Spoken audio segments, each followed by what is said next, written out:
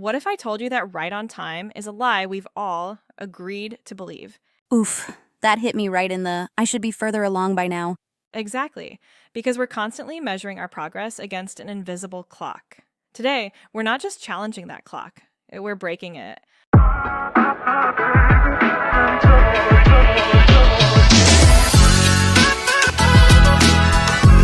Hi, it's Aura. If you're listening to this while thinking you've missed your chance, that the train has left the station, take a deep breath. It hasn't. This episode is for you. And I'm Karla. We're talking about the liberating, terrifying, beautiful truth that it's never too late to start. A new career, a new skill, a new chapter, a new version of yourself. We're not here with generic motivational quotes. We're here to unpack why that idea feels so hard to believe and how you can actually start to live it. Because the biggest dream killer isn't failure. It's the belief that your time has passed. Let's start by naming the enemy. Aura, when you hear it's too late, what's the first picture that comes to your mind? It's a checklist, and there's a giant red stamp on it that says, expired. Graduate by 22, career path set by 25, certain milestones by 30.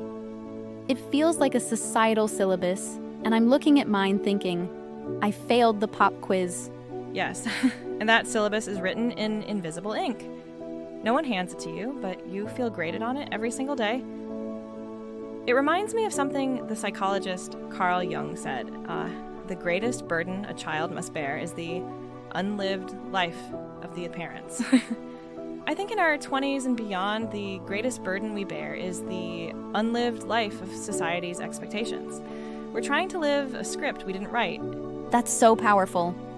My too late panic attack came when I wanted to switch careers. My inner voice was screaming, everyone else is 5 years ahead. It felt less like a brave pivot and more like a humiliating demotions. I think that's the core of it. We confuse starting with losing. But this makes me think of Albert Einstein. He famously said, I have no special talent. I'm only passionately curious. What if our timeline isn't about achievement, but about curiosity? The years you spent elsewhere weren't lost. They were feeding a different curiosity. Now, a new one is calling. Okay, but how do we quiet the noise? The comparison, the LinkedIn announcements? We changed the metaphor. We stopped thinking of life as a straight race. I've started thinking of it more like geology.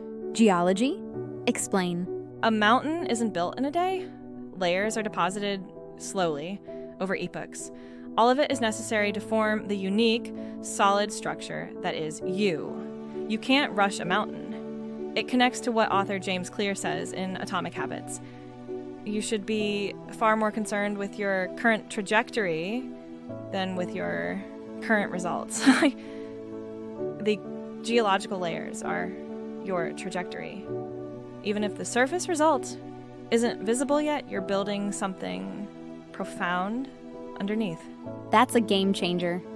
So the time I spent figuring myself out wasn't idle. It was the bedrock. It makes me think of the Stoic philosopher Seneca. Time discovers truth. Maybe the lost time wasn't lost at all. It was the time needed for the truth of what you really want to reveal itself. Okay, I need a second with that. Seneca and geology? My mind is blown. Let's just pause here. If you're listening, maybe put your hand on your chest. Feel your heartbeat.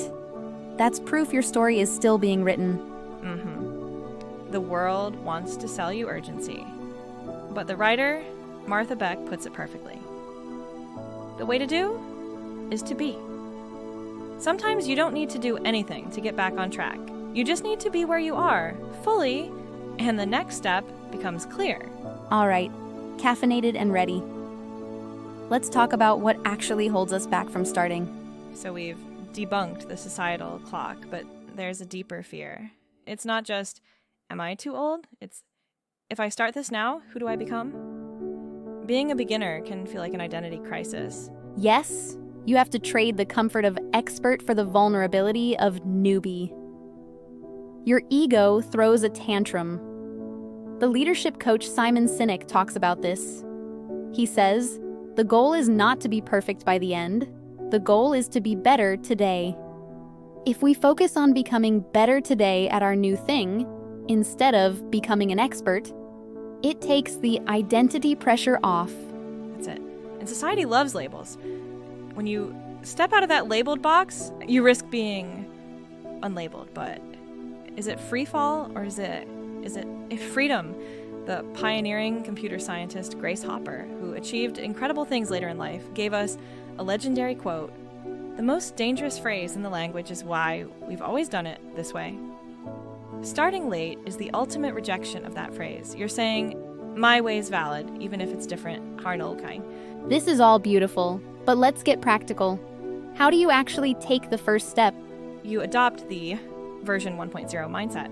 No one expects the first version of an app to be perfect. It's functional. It has bugs. The goal is to launch it.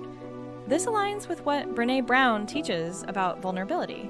She says, vulnerability is not winning or losing. It's having the courage to show up and be seen when you have no control over the outcome. Your version 1.0 is the ultimate act of vulnerable courage. I love that. You're not building your final legacy today. You're just building version 1.0.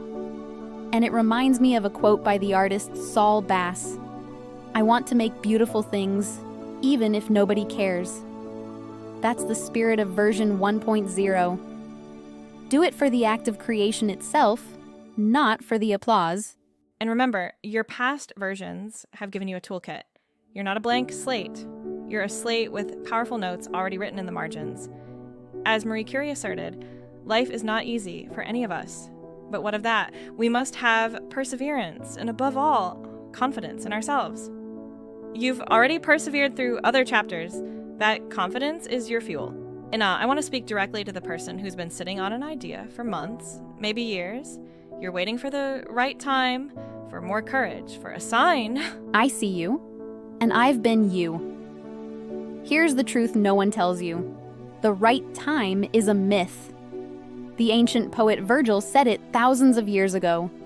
Fortune favors the bold. Not the perfect, not the ready, the bold. The one who acts despite the fear. The sign you're waiting for is the unease you feel right now. That discomfort is the sign. The legendary coach Tony Robbins frames it as a decision. In life, you need either inspiration or desperation.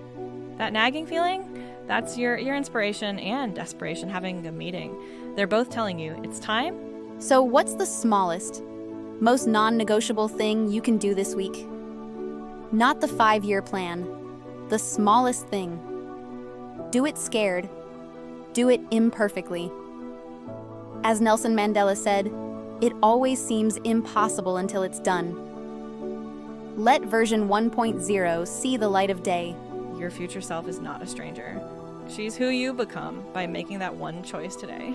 With all you know now, you might be starting at the perfect time, your time. If you're still listening, thank you.